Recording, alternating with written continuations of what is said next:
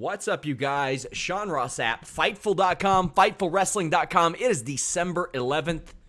It's time for the Wednesday Night War Show, AEW, NXT. Now, if you want your weekly wrap-up and news, check out the list, and your boy airs every Wednesday, 6 p.m. Eastern, and it is a big week. Friday alone, SmackDown and Ring of Honor.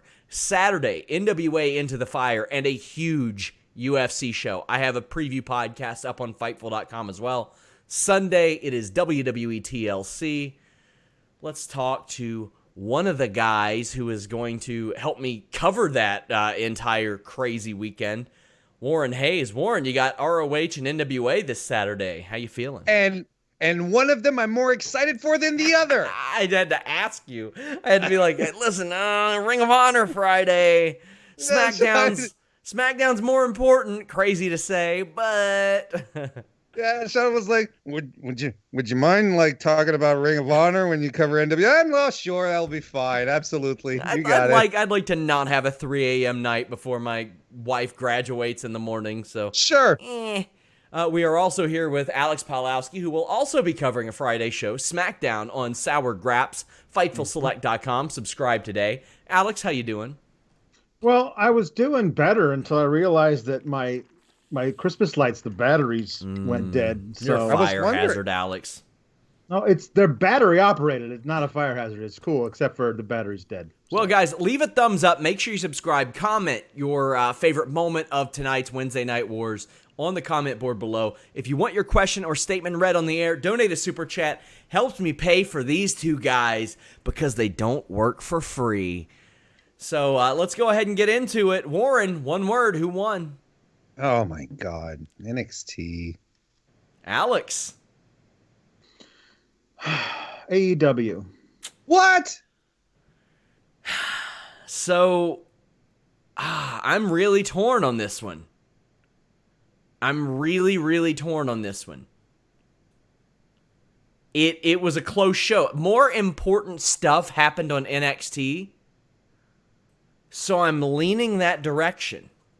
But that MJF promo, that's some special... It's supposed to be one word, Sean. You're breaking your own rules, Yeah, but it's Sean. my show. Yeah. AEW, and we'll get into why, because we're going to cover that one first. Which one of you clowns covered AEW tonight? I like that Alex knows which direction on the screen to point, because I never do. I always do this first and then this gimmick. If I had myself in the middle, at least I could be pointing at one of you and like at least play it off. But All Elite Wrestling, giving them the win. Shane Haas says, any rumblings of New Japan and who they might partner with, Impact or WWE? Harold May seems to say that it'll be Ring of Honor still, which... Why? First off, I would rather them team up with Impact. Impact has a great roster. Plus, imagine modern Rob Van Dam in New Japan doing the stuff that he's doing. It's amazing. But let's talk about All Elite Wrestling. We have Jon Moxley defeating Alex Reynolds with John Silver. Now, this will not be the last time we see Alex Reynolds on this show. Moxley wins quickly, as he should. Flying knee, paradigm shift. That's it. Warren, this was perfect. Yeah, absolutely. I mean, this is what they want to do with Jon Moxley. They want him to run in. They want him to kick someone's ass, and that's that. And that's what he does. That's exactly. He's the tough guy, right? Of AEW. He's the tough guy, the dude that you can't easily take out. This is how they're positioning him. It's elevating him. It's doing everything right. I'm all for squash matches. They're still effective in year of our Lord 2019. It works. I'm okay with it. After the match, John Silver attacks Moxley. Moxley hits him with a paradigm shift. Jericho makes his way to the ring with the Inner Circle. And then he asks Jon Moxley to join the Inner Circle. And this is one of those things, like, we know he ain't joining the Inner Circle. We know he ain't. And Jericho should know he isn't. But it's a matter of how he is treated from here on out. And Alex, I know that you focused on NXT, but if he's treated like a dumb babyface, while for once in WWE, their baby faces are being treated smart, like Kevin Owens, that'd be a rough look. Yeah, it would. The thing about it that I love is that Jericho makes a really good case for it. Like, Moxley is just here to create chaos and to tear everything down. Well, him teaming with Jericho would absolutely tear apart what AEW is like. The guys on top, like the elite. If they're the guys in charge, if they're the authority, what better way to screw the authority than teaming with Jericho to tear the whole thing down? Which makes a good point. But we also know Moxley's definitely not joining anybody. He's out for himself. But I also got some on the week that the NWO was announced for the Hall of Fame. I got some very strong, will Diamond Dallas Page join the NWO vibes from this little storyline. And like, hey, you know what? It's fine. The music, history doesn't repeat itself, but it does rhyme. You know what I mean? Like, it's interesting to see where they're going with this, but I did love the way that Jericho laid the whole thing out, like using their history. Like, you came to me when you were just getting your foot in the door, and I helped you. We had that rivalry in WWE and all that kind of. I like how they laid the history out, and I also love that Moxley didn't even have a mic in his hand. He was just there to listen. That was perfect. I like to me, it makes sense that Jericho does this because it's a Hail Mary pass, and it establishes the fact that he doesn't want to fight Jon Moxley. It's one last ditch effort before this inevitability, because it was established tonight that Jon Moxley is the number one contender for the AEW World Championship. So it's a last ditch effort to try and avoid fighting Moxley. How am I going to avoid it? Because Jericho doesn't have authority in AEW. Remember last week he was saying the powers that be want me to defend the title one last time this year. So he knows he can't weasel out of the match, and the only way he can do it is by getting Moxley on his side. So to me, that makes sense. The only thing here that I found was cowardly of AEW is not mentioning Mitch the Plant by name. So I want that to happen. If Jericho can't get Moxley to join, I would love for him to play mind games with Moxley, because if there's one thing that Moxley has shown he doesn't like, it's how ridiculous a lot of that shit was. So I'd love for him to bring Mitch the Plant there to mess with him. I'd love for him to bring the stupid big syringe or the gas mask, any of those things that Moxley has talked about how much he hated, just to try to get into his head, because Jericho's very good at that as well. A pooper scooper. Yeah, there you go. A pooper scooper. Butcher, Blade, versus Cody and QT Marshall. They were able to, they being Butcher and the Blade, got to pick Cody's tag team partner. It was QT Marshall, who is kind of like a right-hand man backstage. He's done a lot of stuff with Monster Factory, Ring of Honor. Cody said that he missed some time last month with hair plug surgery, at least according to his panel at StarCast. But QT Marshall is back here doing this match, and of course, he gets pinned. What'd you think of this, Warren? I thought this was fine, and I thought it had a really good last third that was really, really exciting. I think that the introduction of the Triple B is still a little iffy, but at least we got a good feel for them tonight, as far as who they are, how they're going, how they wrestle. I thought the match was fine. I thought, and like I said, the final third was really good. I really liked QT. At some point, he does like a somersault tope, and the way he executed is just a little clunky, but not. He didn't botch it. He didn't ruin it. It was just elegantly messy. He ended up, he did it, it landed, and I thought it was delightful. It was less a cartwheel tope than it was a cartwheel gentle elimination from the Royal Rumble. So, did Cody hit a crossroads tonight? No. So, the last three we've seen are not from Cody, which is kind of funny. I like integrating QT Marshall into this as well, because now when he does enhancement matches, you know who he is a little bit more than you did before. It really did give him the rub. Darby Allin hits the ring after this and offers Cody his hand before heading backstage. I don't know what's up with this. If they were to do a team, I don't know how much sense it would make when you've got Dustin there, at least if you're Cody. But Darby said on Twitter, Darby said, if you need a partner, an actual partner for these guys, I'll be glad to team with you. Shots fired. He didn't actually say that, but he basically said, if you need a partner to face these two guys, I'll be happy to team with you as long as I get my rematch if we win. Oh, because obviously, he wants to be the only goth gimmick in AEW. I think that's the thing. That they want to take everyone else out. Yeah. Good luck. Hope he's got about a year to feud with people because Jesus, it's a long burn storyline.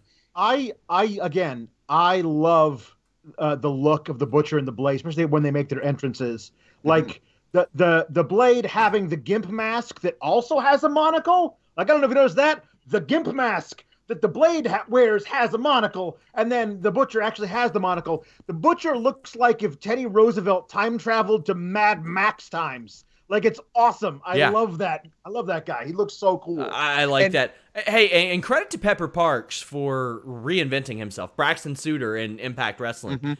Dude has reinvented himself. I remember when I was at the Smash wrestling shows in Toronto over SummerSlam weekend, and I heard their name a ton, and quite frankly, I wasn't too familiar with Butcher and the Blade. I watched them, then I got to see him up close backstage, and I was like, that's Braxton Suter. Good for him, because there's a lot of people they get on TV, they don't get quite the push they want, but they still coast off that TV recognition. Not him. He went out and did something different. And you also, I think it's good to point out how interesting Allie is now, and she really leans into this oddball character that she has. We saw it when she was in Impact, when she was part of the Su Yung Dark Universe, whatever it was. And she thrives in that type of character. It works for her. She's already much more. She's letting her natural charisma come through a lot more than just blonde and smiling and cheery and having a good time. This is much more. This is a much better fit for her. So I'm happy on that level as well. Yeah, I could only deal with the Allie that was all smiles, and then she got upset and would like kind of scowl and do the cartoon character frustration thing for so long, because quite honestly, I thought the Cherry Bomb character was a hell of a lot better than the Allie character after really the first 6 to 8 months of that, and a lot of her deficiencies in the ring were covered up by Impact Wrestling. They did that very well, and I dig this role. Now, we can talk till the cows come home about how similar a lot of these gimmicks are, but I think they're doing pretty well with it early on after that weird intro that they didn't need. Oh, this MJF promo. Jesus, get the hose, man. Did this... I don't want to... I'm not going to mention any other heel in wrestling because there is none that compares to him. There are none that deserve the mention alongside him. There are right now none that even deserve the comparison. None. Maybe Seth Rollins. Seth Rollins. Who? Jay White. Maybe. Sure. Maybe. For another time, Sean. For another time. If Jay White's in front of this crowd, it doesn't work. Jay White is another kind of heel, though. If Jay White's even in Long Beach, where New Japan has killed the town for 3 years, they've run 732 shows in California. Jay White ain't getting this kind of heat with a promo. They're two different. Jay White is a heel that people dislike, whereas we like to dislike MJF. Jay White could beat Kobe Bryant in the legs with a ball bat in the Staples Center and not get this kind of heat. I disagree. It's not going to happen. Jay White stands in the middle of a ring after beating top guys in New Japan, and people file out of the building because they're mad. MJF doesn't have to beat top guys to get people angry. I don't know what you guys are even arguing about. It's obviously Baron Corbin. He's the best in the business. Obviously, everybody hates Baron Corbin. Like he put dog food on Roman Reigns. He's the best in the business. Oh man. Okay, so MJF brings in a member of the ring crew, a key grip, and says that if he kisses the ring after this key grip laughed at Cody last week for clowning his Crossroads, that he would let everything go. Guy was, because Cody brought up about how MJF botched it. And MJF is like, all right, listen, man, I'll let it slide. Just kiss the ring. Then he hits him with a Crossroads, a good one, which you can tell it bothered MJF, the reaction to that. And he goes, that one looked pretty good. That was really good, man. Oh, that was so good. MJF goes after Cody for everything. Oh, man. Talks about the word fake, says that Cody's hair looks like a cat pissed in it. Says that he should get Tony Khan to try to fire him from AEW, but he won't. Says that he'll give Cody a match if he can agree to stipulations, but there was just so much good. Like, he did something so simple as, like, high school bully mentioning Cody's lisp, which everybody has known is there. But, and maybe it was brought up, maybe, but I can't remember when, which is kind of amazing that it hasn't been. But then again, you do have Jake Hager almost always on the same brand as him. From like 2009 to 2016, these two guys were on the same brand, so Jake Hager's going to get all the lisp jokes. Warren, this ruled. Yeah, this was absolutely fantastic. You sit there and you look at MJF, extreme close-up, dominating the camera. And this is a thing, all right? This is something that you have to point out, and it's something that not everybody understands. There's a difference between talking into a camera and taking over the camera. MJF's eyes are locked dead center in the middle of the lens, and he is not budging. He's not looking around. His attention is entirely focused right in the dead center of the camera. He's looking at you at home. He's telling you these things. You cannot but pay attention to what he's saying. This was absolutely fantastic. If I am going to nitpick a little bit, just a tiny bit, the one thing that bothered me most about the promo was its positioning on the card. Because at some point I was like, well, come on, Cody, you're just backstage. You just finished a match. There's nothing but air separating you right now between you and MJF. Come down to the ring. So I think the positioning of the promo would have been beneficial if it was a little later on, where the Cody match sort of had time to drift away from us and just create some separation. Whereas here, I was expecting Rhodes to jump in at any given moment. Plus, I probably would have liked MJF if he was a real deal heel like Jay White. He would have probably... They had to mute 15 seconds of the promo because the crowd was cursing at him. Well, they'd probably do the same in New Japan if we understood Japanese enough to understand the curses that they're throwing at Jay White. But my point here is I would have stretched out MJF saying, no, Cody, we're not fighting, just a couple of weeks more, just a tiny bit more. He wanted Cody to suffer. He wanted Cody to get like this black abyss of darkness in his heart. Well, just stretch it out a bit more before saying, yeah, but I have stipulations and I'm going to announce them in a couple of weeks. I agree. The same as Brandy. Like, we got her hair cutting all the time, but like in one night we got, here they are, they've been cutting hair, pledged to us, okay, here's a person who's pledging, buzz their head. Like, there was no build to all this. There was a little build to this, but I think it should have lasted until after Christmas. Sure. Absolutely.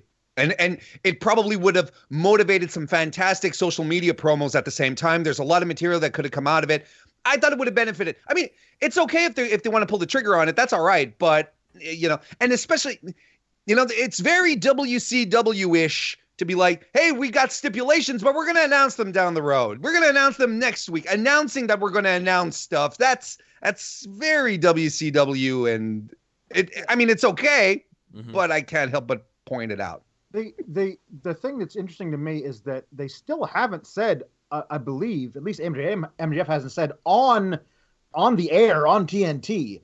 I hired the Butcher and the Blade to attack you. They're on my payroll. He said it only on Twitter last week, which is a major development in the storyline. Commentary covered it. Commentary put it over. I'm glad that they did that. That's good.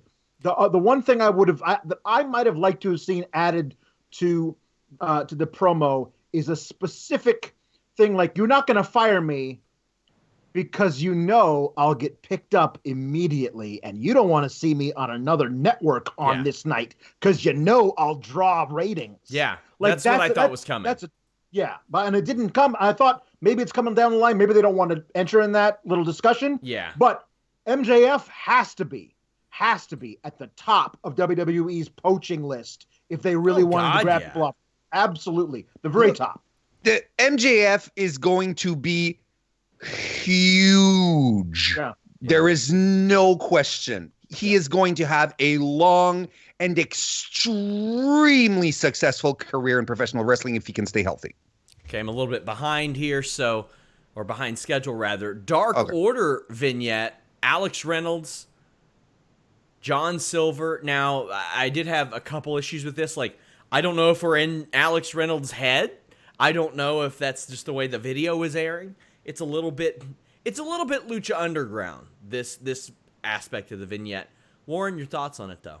I loved it. I thought it was an upgrade from last week. I like the idea that, is it like mind control or some sort of telepathy that they're using to single out the jobbers? You tired of being a jobber, Alex? I thought that was fun. No, I liked it, and I thought it was an upgrade from being pawed in the face from last week. I was only listening to this because I was watching NXT. I was like, Alex, you tired of being a jobber? I was like, well, what's happening? Yes, I am. Reminiscent of my Alex pep talks of all these years. Alex, aren't you tired of being a jobber? I am, Sean. I am. Aaron J's fan, friend of the site, says, if Rosemary was not with Impact, she'd be a perfect rival or friend for Allie in AEW. I mean, naturally, because they're friends, yeah, but if I were starting a company, I don't know that either one would be on my gotta get them list. Rosemary is made in Impact. She's like forever over in Impact, no matter what. She has some very, very loyal fans there. We also have one from Sean Cartier. Says, do you think Butcher, Blade, and Bunny will be the new Villain Enterprises? That's a very interesting comparison. I don't hate that comparison at all. Warren, I kind of dig that one.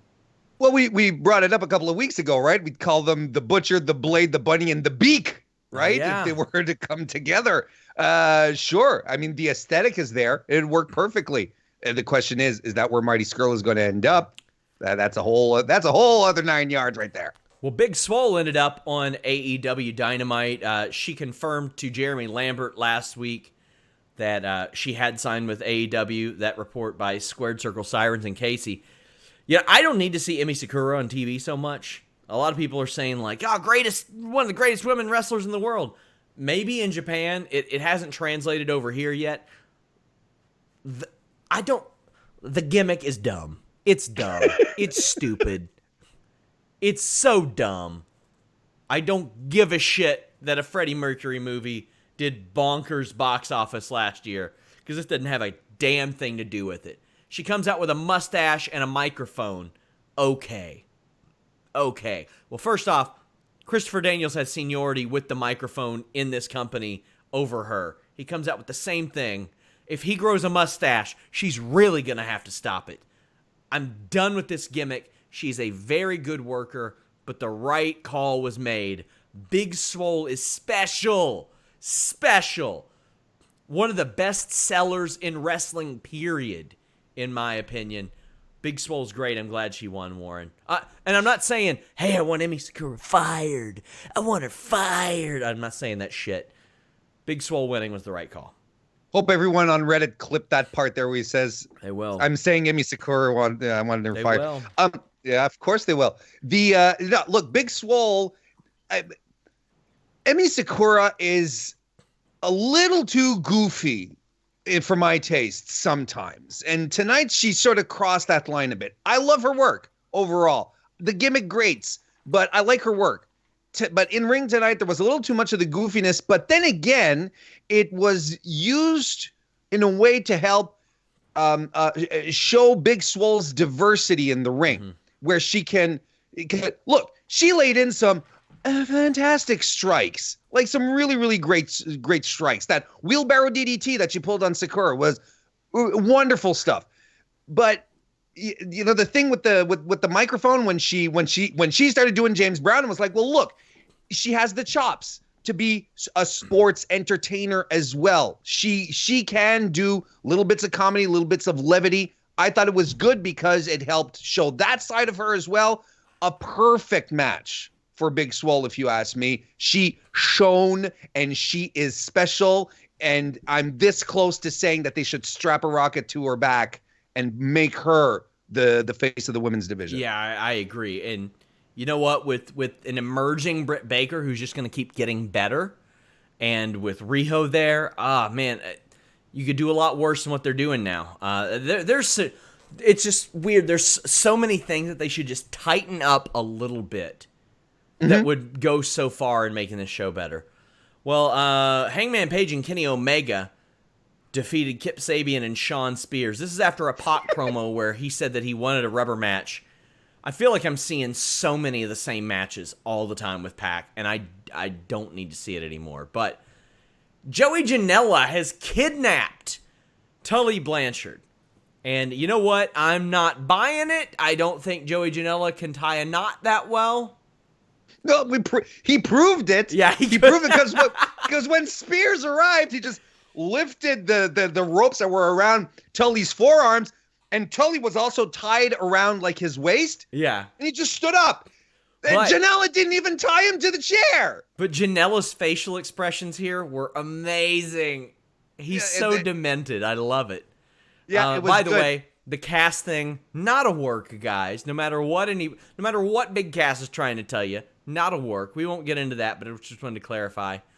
So Sabian is left high and dry, and Hangman Page, Kenny Omega end up winning. I thought this was a nice way to get them a win without having Shawn Spears involved that much. It furthered his feud, and it got Page and Omega a win. I was fine with this, Warren. I liked outside of the Joey Janela stuff, who, by the way, I'm starting to think that Tully Blanchard is moving towards Joey Janela, because this whole kidnapping setup thing, it was way too ridiculous for it to be completely legit. But that's a whole other thing. I think the real story here that we have to talk about is Adam Page, who tags himself in after Omega is clearly ready to finish the match, clearly ready to go for the one-winged angel, tags himself in, hits the buckshot lariat, and the execution on it was perfect. I love the ending. And Omega being like, all right, sure.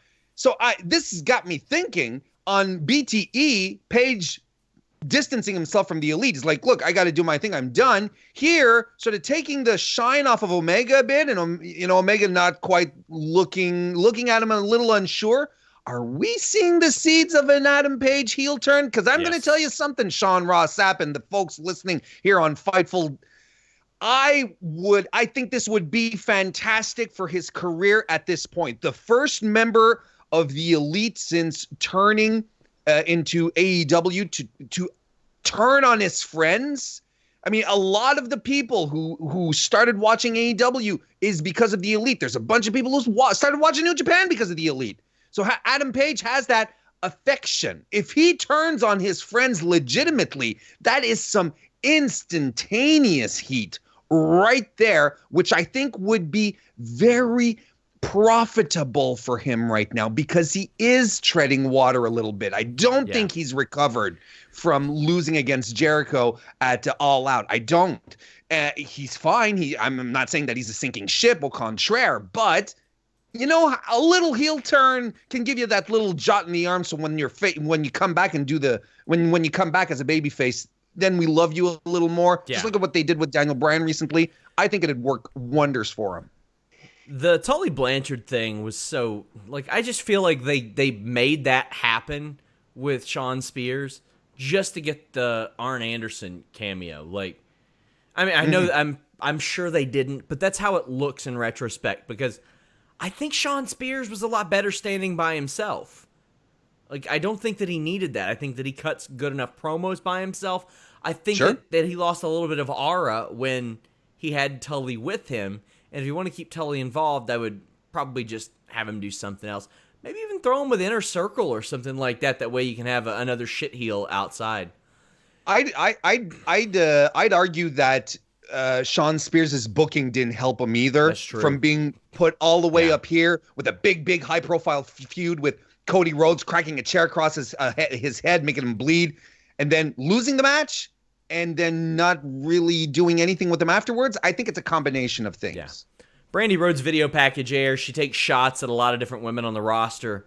Says that she still wants Chris Statlander, though, and then kisses the head of her new bald protege. Sure. There's some random bald dude that she's not going to tell us who it is. Like, well, oh, not yet. I'll tell you that next. Like, I don't know who that. It's not working right now. Right now, it's not working. If this was just Brandy Rhodes throwing shade and she was like petty that all these people were getting TV time and not her, I'd buy that a lot more than I'm buying. She might be petty that she's not the only voodoo priestess on the roster or whatever, you know? Luchasaurus, go ahead. No, I just wanted to say, when she says, here's a drinking game, when she started talking about Britt Baker, she says, here's a drinking game. Take a shot whenever. And I'm like, oh, she's going to say whenever commentary says that Britt Baker's a dentist. But no, that's not what she said. So, yeah. No, they're redundant about a lot of other shit with Britt Baker, as it turns out. Luchasaurus defeated Sammy Guevara. Luchasaurus has got to win. He's still moving around a little bit gingerly here and there. He came back early from that hamstring. But he should win because he's super over, so he's got to win. We've been saying this for weeks at this point. Yeah, I mean, the whole of Jurassic Express they have to win, and Luchasaurus is mega over. So yeah, this was a good call. This was the best call, actually. Yeah, my buddy was in the house in Lucha Underground when Luchasaurus made his debut, and they was christened Luchasaurus by the crowd because his name was Vibora or whatever. Yeah. But you know how they normally say like from wherever, like from this place or from this place. Apparently they said from a time when dinosaurs ruled the earth, which never made it to air. But my friend was like, sold. Whatever you give me now, I'm sold. He was one of this guy has been over for years. And the funny thing is, like, he and Sonny Kiss, ironically, I think were the two standouts of late Lucha Underground. Like, it got to the point there wasn't a whole lot there that I was enjoying anymore. Yeah. Sonny Kiss and Luchasaurus were it, so I'm glad to see him get a win. He's going to be great for them, too. An eventual Luchasaurus MJF feud should be hilarious. Can't wait for that. And the promos that come around there, very excited for that. Texas Street Fight, the Young Bucks defeated Proud and Powerful in a Texas Street Fight, which means that Rick Knox can just publicly not give a shit about the rules that he already doesn't enforce. Young Bucks win. Warren, some highlights of this one that you particularly liked or didn't like? I mean the senton off the stage setting at first, I thought that was fantastic. Like, this one started off wild quickly, and that's what I really liked. And a little odd, but when Santana and Ortiz came out to attack the Bucks during their entrance, they rung the bell. They started the match, so I thought, oh, that's a little odd. And then they started beating up, and JR says, The sad thing here is that the match hasn't started yet. And I'm like, no, JR, the match has started. And like a minute after, JR says, well, it's false count anywhere, no disqualifications. Like, JR, come on. He messed up a lot tonight, man. Especially transitions into commercials over and over again. It was bad. I actually thought he had done a good job last week. I thought last week he was very good. I thought commentary was also exposed tonight when Jericho and Hager replaced Shivani and Excalibur. No one was calling the action. JR's he's not the play-by-play guy. Correct. He's a glorified color guy at this point. No disrespect, but that's what he is. So when Excalibur was gone, nobody was calling the match during Guevara and Luchasaurus. They were all giving color commentary. But back to the Bucks and Santana and Ortiz. Look, the tables early on, just before the first commercial, the tables were exploding into splinters. I thought it was fantastic. We talk a lot about the Del Rio spot, from the ropes that we all collectively think is stupid. You know what else is stupid? And I think we have to put on that list too. Putting a trash can on a fallen guy to climb up on a rope and do a move off of it while the guy is obviously holding the trash can. That I'm done with that spot, especially tonight where Nick climbs up on the top rope to do the dive, but meanwhile Matt climbs up on the same rope to dive to the outside, and then Nick does his dive. All the while Ortiz is on the ground with the trash can over his body, and I'm done with those spots. I think to me it's on the same level of the Del Rio spot. It's stupid. Yeah, I agree. Alex, any quick thoughts as we wrap this one up? Well, it was one of those things where the spot, the swanton spot on the stage, the tables, so early on was just a gigantic spot that I thought, like, that is a finishing maneuver. Like, and like, yes, I guess the Meltzer driver onto a chair is also very good, and to each their own. I preferred the swanton. That, to me, I felt like if you had built to something, so the fight goes up on the stage and you end it that way, it would have been a much bigger crescendo than, Meltzer driver onto a chair. If you're looking to hit the high spots and end things on your terms, whether you're crashing through a table or a mattress, my friends, BlueChew.com code FIGHTFUL is here to make sure you hit all the spots. Blue Chew brings you the first chewable with the same FDA-approved active ingredients as Viagra and Cialis. So they work, but they're a lot better. They're a lot faster. You're not going to be able to determine a winner with one word on this one. Well, yeah, you will, and it's going to be yes, yes, yes. All night long, thanks to BlueChew.com code FIGHTFUL. It's a lot cheaper because you can avoid the pharmacy. You can avoid the doctor, at least in person, because it's prescribed online by approved physicians. It ships straight to your door. You don't have to wait in line at the pharmacy. You don't have to block out days or multiple parts of days to get this stuff. It comes straight to you, so you can come straight to whatever it is you're doing.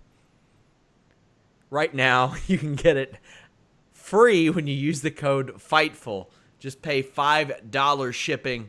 Stuff is great. It's a chewable. It gets into your system a lot faster. You can take it on a full or empty stomach. Damn. Merry Christmas. We have a couple more super chats. Joseph Farley says, swear jar, also Blue Chew didn't make me a jobber. True story. Hey, there you go. I mean, even if you're looking at the light, it's going to be for a lot more than 3 seconds, my friend. Someone also says, Undisputed Era turning on Adam Cole next week. Spoiler. I don't think they should ever break up. I don't think they should ever turn on Adam Cole. He's perfect for them. Whatever Finn Balor's got going on right now is right for him, Alex. This is the most over I've seen Finn Balor since his first WWE main roster run. Yep. And absolutely. This whatever he's gone right now, do not mess with it. Have him do this for a while longer until he stops being so over. This is I don't think they need to break up the UE and have him align with Finn Balor. I don't think that's necessary. WWE NXT. God damn, Alex. Lio Rush and Angel Garza. Everything is so good. From the lighting during the championship introductions, them like foaming at the mouth to get to each other. Leo is so good about that. Yeah.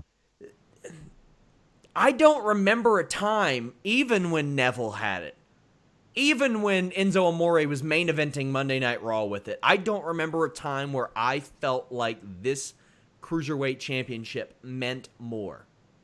And that's saying something, because some pretty high-profile names they threw on that brand to try to give it credibility. Lio Rush and Angel Garza are amazing. Mike, in-ring, body language. the fact that Lio Rush was undone by Angel Garza's pants. It came full circle. And the thing is, they made the title the most important thing from the jump, Alex. That's what started all this. It started with the title. Then Angel Garza got Leo's family into it, which gave him a reason to want to fight Angel Garza again. Otherwise, what the hell does he care? Why does he give a damn? Right. No, this ruled. Yeah, this is absolutely fantastic storytelling for one of your lower tier belts. I mean, it's weird to think of it that way because the people who are competing for it do not view it that way because that's their championship. So that makes a whole lot of sense that way. I mean, I thought this whole storytelling was just so great. The only quibble I've had with Angel Garza is I never liked his finisher. Like put somebody's head in your armpit and make them sit down really hard doesn't feel like a cruiserweight finisher. But the fact that he had to alter it and turn it into a submission move in order to pull out the victory was also amazing. All these things, everything leading up throughout this thing, the storytelling within the match, the storytelling leading up to the match, the fact that I don't believe either of these men is a heel. Like, Lio Rush is like righteously pissed at Angel Garza for Angel Garza taunting him and his family. Angel Garza, as we see, is super over with the crowd and is doing his stuff, trying to become the champion, basically for the same reasons that Lio Rush is the champion, for his family and his loved ones. Like, these two guys have way more in common than they would ever believe. It's one of those things like, but I also love that the indignance of having to tap out also could turn Lio Rush back heel again. And I mean, like, super cocky Lio Rush is also a great thing. Like, the Cruiserweight Championship, although I disagree with you, I think that it was slightly more important during that tournament when it was vacant after Enzo got the boot. Like, everybody in the company, like everybody on 205 Live wanted that title. And that tournament was fire. Go back and watch all those matches. They were amazing. But only slightly below that is now its incarnation in NXT, which I did not think was going to happen. And now it's like appointment viewing anytime that title is up for even a contenders match on NXT is always amazing. These guys are selling out like crazy. We see Angel Garza propose to his girlfriend in the ring later. And that's what prompted my tweet saying that NXT couldn't be any more unlike Raw. And it's so refreshing. Because I don't know if his allegiance as a face or a heel necessarily played into this. I feel like they were going to show that anyway. Like, I just feel like it would have aired. A lot of times I can't tell who the face or the heel is between Garza and Rush, and I don't have a problem with it because I know they have conflict. I just want to see them fight each other, and that's cool. I think that one of the things about Full Sail that's interesting is that a lot of these people who are here tonight were in the house for all of the other Rush and Garza matches, and they'll be here later. So for them, after seeing Garza's post-victory speech and him proposing to the girlfriend, like, now forget about it. He's super over as a babyface. And so then that's going to change everything, as opposed from you move from place to place to place. The different crowds are going to view him differently depending on what they're seeing from him in the moment. And can you imagine telling a story between two wrestlers without having 15-minute promos and cock angles and stuff? Not possible. Isn't it shocking? Yep. Shocking that you can let two talented dudes just tell stories in the ring and lead to this point where we're really excited to see it happen. We get video packages from Baszler and Finn Balor, but then we get Cameron Grimes against Raul Mendoza. Go away, Warren.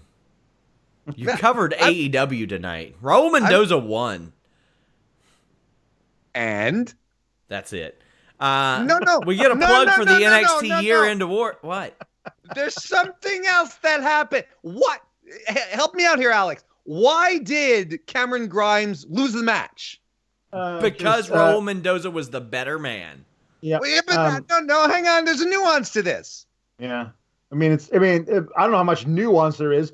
Kushida really was in the market for an ugly hat, and he stole one from Cameron Grimes. Well, he doesn't have a locker at NXT yet, so he's got to put all his shit in something.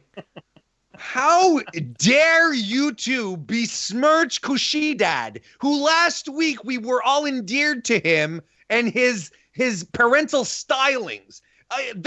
He coveted the hat. Did you see what he did when he saw the hat? He let his fingers trickle gently on either side of it before raising it up and putting it on his head. He wasn't going to put his dirty jockstrap in it, Sean. It was for his head. Travis Banks defeated Jackson Riker. I don't know if I saw this one coming. No, I guess they're going to do this up until their Worlds Collide thing. They're going to have, because they had Cassius Ohno, who we didn't think of as like an exchange student, but I think that every week they're going to bring somebody else in, so at least we're familiar with them. If we don't watch NXT UK, I saw this guy beat up a bigger dude. Admittedly, I was out when they announced this, but is it going to be a one-night event? Is it going to be one of those things that's taped and they release it? As far as I know, it replaces the Royal Rumble weekend takeover. Like, Bad it's going to be live, and they're going to do, Dakota Kai defeated Mia Yim. Mia Yim cut a promo before this. Little work done on the promos, I think. I don't know. But Dakota Kai ends up picking up the win after taking the top turnbuckle pad off and sending Mia into it, rolling her up. Dakota Kai is kind of finding herself as a heel still, and it is a work in progress because she's been a babyface for a very long time. What do you think of this, Alex? I mean, this is kind of what I expected. I feel like Dakota Kai is going to, all these women that she's got to face, Candice LeRae first, then Mia Yim, eventually Tegan Nox, probably Rhea Ripley as well. These women that she betrayed at War Games. But I always felt like Dakota Kai was going to win all these matches, but via chicanery. She did it versus Candice LeRae. She did it tonight versus Mia Yim. But I also didn't think she was necessarily going to stand tall at the end of everything, because Mia Yim was like, "Oh, no, you didn't," and put her through a table. Apparently, she picked up a pretty bad laceration, needed stitches, I guess. Dakota Kai did. They released that information. So, yeah, I mean, this is Dakota Kai winning, but is she really winning? And I do feel like she is finding her sea legs as a heel, but I think it's working so far, and I think that a lot of her, like putting a barely conscious woman in the corner and running at her as hard as you can to kick her in the face is kind of a heel move. You know what I mean? So I think that her offense also works as a heel as well as a babyface. I'm here for whatever they're doing. Listen, they've got great programs for the women that, like, several tiers below the championship program. And when can you say that on either of the Monday or Friday shows? Breezango defeated the Singh brothers. I mean, whatever. I kind of forgot Breezango were on the brand, and I don't know what brand the Singh brothers are on. And I had people saying, well, they were wearing NXT shirts before Survivor Series. Well, they've been on Raw like every week, and I get it. Yeah. They were 24/7 champions. So that gives it a little bit of leeway, but man, can't you just adhere to the damn...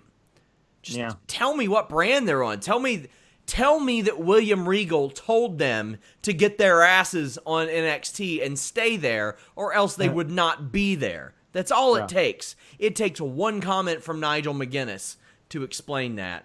Breezango win. The highlight of this to me, anytime Breezango are on, is whatever Beth Phoenix says. Whatever Beth Phoenix says that Breezango asked her to do is the best part of these segments. I love that she's only the ditz when it comes to talking about Breezango. Like, it's not like she's doing that for the entire time. It only works. She's only charmed by Breezango, who are the dumbest dudes in the world, and like that they could actually get her to fall for their crap. And it's not even charmed. She thinks she's providing actual analysis.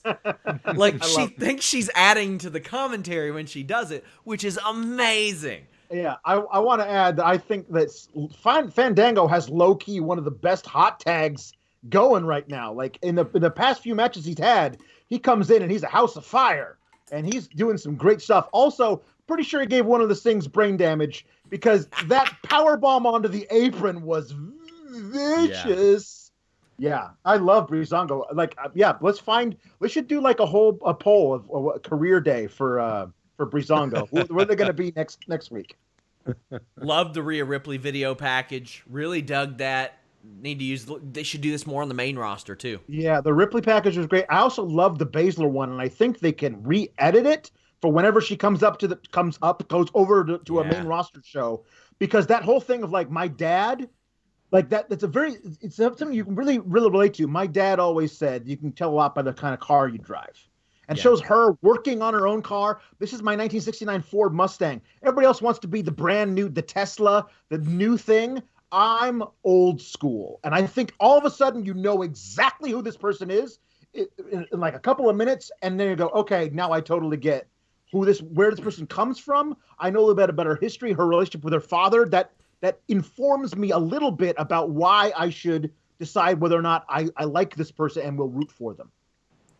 Bianca Belair defeated Caden Carter. You know what? I like this. There was a lot of kind of establishing and building on this show for a few people. And Bianca Belair, back kind of to that point where she's getting wins and she wins with the KOD. I'm completely fine with this. I like this, Alex. Yeah, it's a weird thing because I love that they're putting her on TV because I love watching Bianca Belair do stuff. And I think Caden Carter has a really bright future in NXT. But it also like goes so like Bianca Belair built to a point where she has to be included in a War Games team. Like, and she also is part of the Survivor Series team. And then her momentum stops and she has to go back to the beginning and beat lower tiered people before she gets on a roll and maybe challenges Rhea Ripley once Rhea Ripley is the title holder. Like at some point you gotta really pull the trigger on Bianca Belair because she is special. I don't know where she's gonna get the trigger pulled on her, if it's gonna be on SmackDown or Raw or on NXT, but push this woman. She's amazing. I feel this is the third time that we've gone through this rigmarole with Bianca. They push her, put her in a big match situation, and then something happens. It doesn't quite work out, and then she's back to squash and jabronis. I'm a bit fatigued at it, and this is not a knock on Bianca Belair because I love her as well. But I'm really, really done with the way they're pushing her, and I don't know what's keeping them from giving her the Rhea Ripley push. But you know what I'm talking about. Like just giving her the momentum to really break through the ceiling that we know that's been established for her, but that we know she can break through. I mean, in my opinion, if she was on SmackDown, she'd immediately be in the top consideration for the title. I think whatever brand she's on, we have those four horsewomen that are anchoring everything. And that changed briefly because Ronda was around, and Ronda was a big name and all that. Occasionally you have Alexa or Carmella slide in there, but as far as the workers go, it's usually those top four. I think Bianca is like kind of in between where Alexa Bliss is and where any of the horsewomen are as far as that's concerned, but her personality puts her over. Also, Alex, please make sure your microphone stops hitting your dumb lights, or whatever it is that's hitting your lights.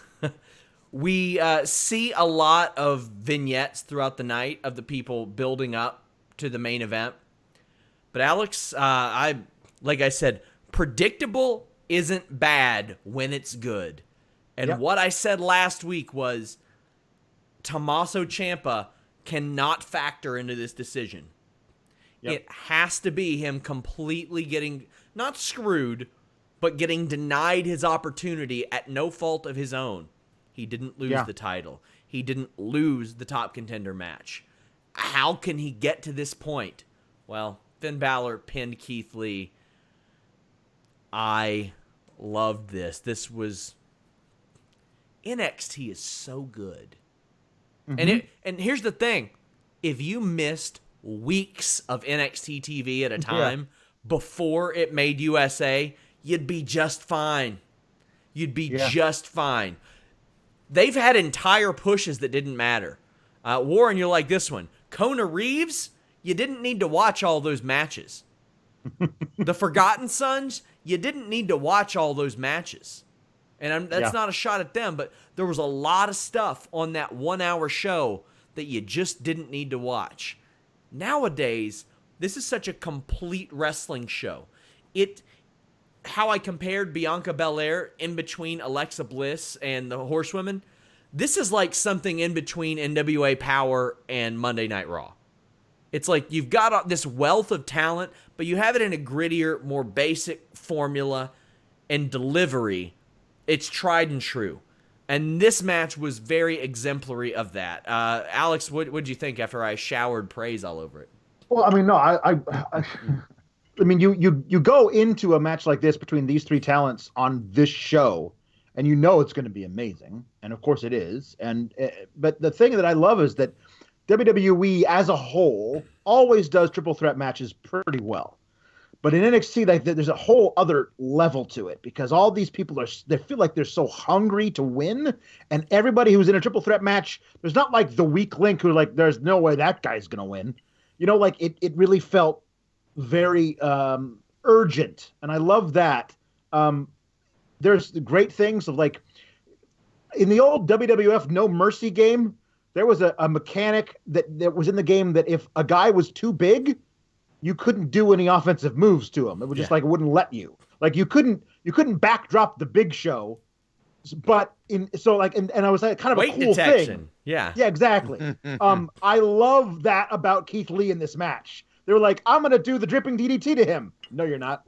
Like it was just really cool that they did that. But I love the finish, and Keith Lee, my dude. That's twice this has happened to you in the span of a month in triple threat matches. Head on a swivel, man. You can't be powerbombing people and just getting kicked in the face. It's not working out. What I love about NXT is I firmly believe that's going to play into the storyline for Keith Lee as he moves on, and there will be a triple threat match for a contendership or a title where this is about to happen to him and he avoids it and gets the win anyway because they're so good about paying off that kind of stuff. I loved it.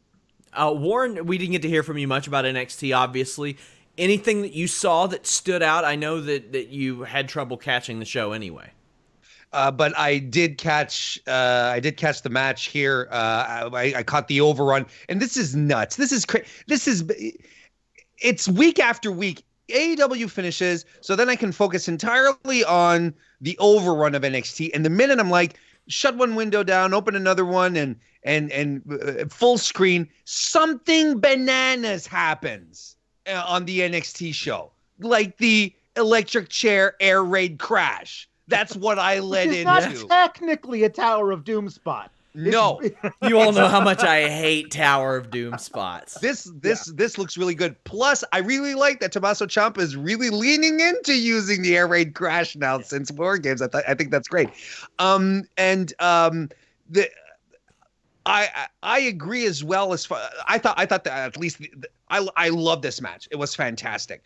The idea here, what I like about Alex's idea regarding Keith Lee and being kicked. By the way, the ending was perfect and so exquisitely timed. It was nuts. I loved the ending to the match. Yeah. And the idea, this is what I like, and it's one of the things I really like about New Japan is that even when these wrestlers lose, we know they're going to fight each other down the road. Well, when the loser always learns something. And this always factors into the storylines. And NXT is good at that. I agree, Alex. So next time, Keith Lee is going to learn from these mistakes. And next time they are going to try to stomp him, kick him across the face, but he's going to duck. That's all he's going to do. He's going to take Zack Sabre Jr.'s advice and duck. And it's going to work. And that's your story. That's a little element that you'll be able to add into it. Someone asked, they didn't send a super chat, but I'll mention it anyway. Somebody asked if I ever did a Tower of Doom spot when I worked. I was pitched it one time, and I said no.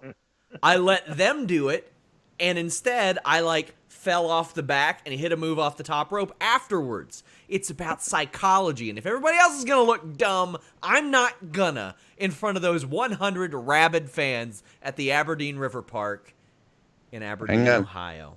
I got to send out a tweet saying that Ross Sapp was hard to work with. That's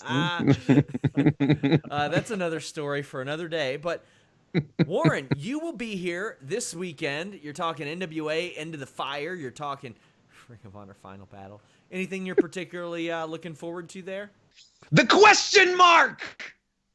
The question mark. No, of course, I'm looking forward to the question mark against Trevor Murdoch. That should actually be a lot of fun. But honestly, Aldis and Storm, it's a match that's happened before, but I'm really looking forward to it. I mean, these are two seasoned dudes that are just going to lay into each other. It should be a lot of fun. And there's they've created a pretty good story around it as well. James Storm saying that there's a conspiracy against them. There's the whole Camille thing. Yeah, I'm looking forward to that quite a bit. Kristen Ashley says Dakota Kai has a laceration from the match. They said staples were being given to her. It's WWE, so we don't know if it's a work. Here's to hoping that she's okay. Alex, you got Monday Night Raw and SmackDown reviews on Fightful Select. Lately, yep. Alex has been letting me know right before he goes live, and we run those shows live on FightfulSelect.com. Our super chats were a little down tonight. So, hey, guys, if y'all want to pony up the dough, subscribe to Fightful Select. I don't know how many people that are watching this heard Jimmy Van's Q&A that's out now, but he did announce that hopefully by the end of Q1 2020, Fightful Select will be off Patreon and on Fightful.com, which gives us a ton more flexibility. It's better for organization. I can give you more content early. We're likely going to do one price point across the board that is either going to be the same as our lowest or maybe like 5% more or something like that. But Alex, you got Sour Graps this week.